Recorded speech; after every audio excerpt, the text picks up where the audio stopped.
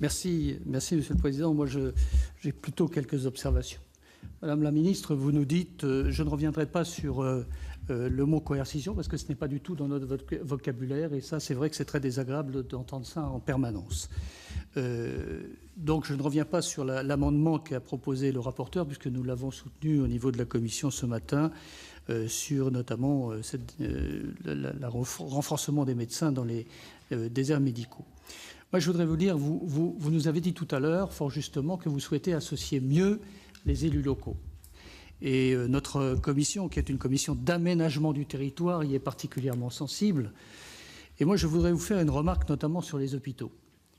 Nous sommes passés, lors d'une réforme déjà un peu ancienne, au conseil d'administration, du conseil d'administration au conseil de surveillance. Pour ceux qui connaissent le fonctionnement des conseils d'administration et des conseils de surveillance, le conseil de surveillance n'a pas de poids, ou quasiment peu, sinon est une chambre d'enregistrement avec un président qui n'a pour pouvoir pratiquement que de convoquer. Donc je crois qu'il faudrait, de mon point de vue, revenir à un conseil d'administration dans ces hôpitaux et en y associant davantage les élus. Et quand je dis les élus, je pense également aux élus locaux. Les intercommunalités notamment ont une mission et une compétence en matière d'aménagement du territoire. Et il serait, de mon point de vue, logique que le président ou son représentant soit associé dans les conseils d'administration ou conseils de surveillance de leurs hôpitaux. Ça me semble essentiel si on veut véritablement retrouver un dialogue constructif entre les élus locaux et les services de l'État. Et j'irai même plus loin, je crois qu'il faudra se poser la question, je vous présenterai un amendement évidemment d'appel, mais il faudra se poser la question également de l'existence même des ARS telles qu'elles sont aujourd'hui. On a une difficulté quand même relationnelle entre les élus locaux et les ARS. Du temps où effectivement, alors c'est un vieux temps, c'est le vieux monde, mais le temps où nous avions effectivement des relations avec les préfets, car nous sommes habitués à avoir des relations avec les préfets, évidemment les problèmes de santé étaient certainement mieux appréhendés par les préfets et par les élus locaux. Alors c'est une réflexion que je vous fais.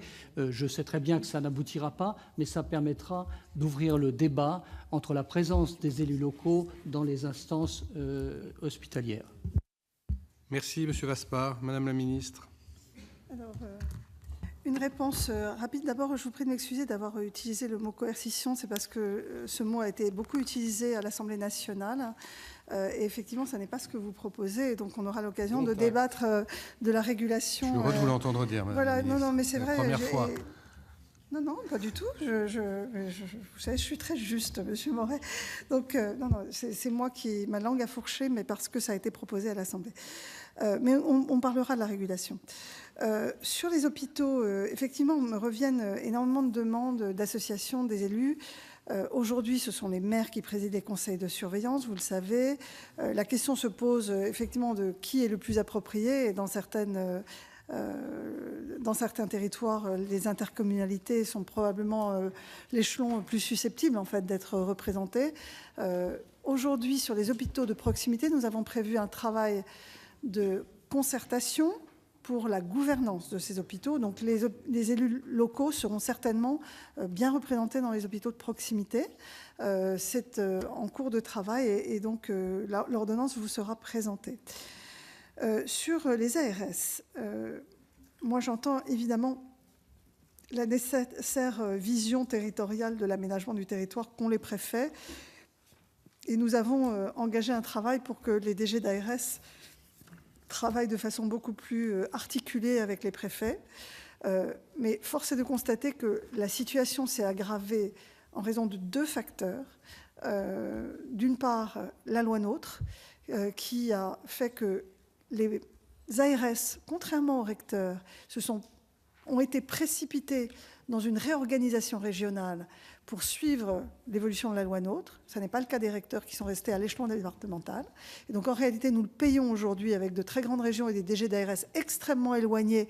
Mais ça n'est pas de leur faute. Quelque part, on leur a imposé des restructurations. Et elles ont été mises en place le 1er janvier 2017. Donc, je suis arrivée, c'était déjà fait, avec des personnels qui avaient déménagé et qui étaient donc dans les grandes régions, très loin du territoire. Les délégations territoriales, et tout cela s'est fait avant que je n'arrive, ont été totalement déshabillées. de professionnels. Et donc, en réalité, ces délégations territoriales départementales ne sont plus en mesure de faire cette interface avec les élus, tel que c'était le cas avant la loi NOTRe. Et donc, nous le payons tous. L'autre facteur d'aggravation, c'est que les problématiques de désertification médicale n'ont jamais été aussi aiguës.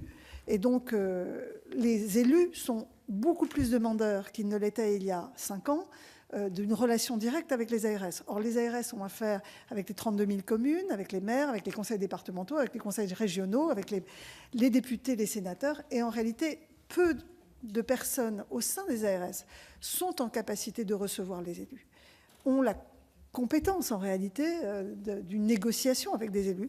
Or, on a 2-3 personnes dans chaque ARS qui est vraiment en capacité de le faire.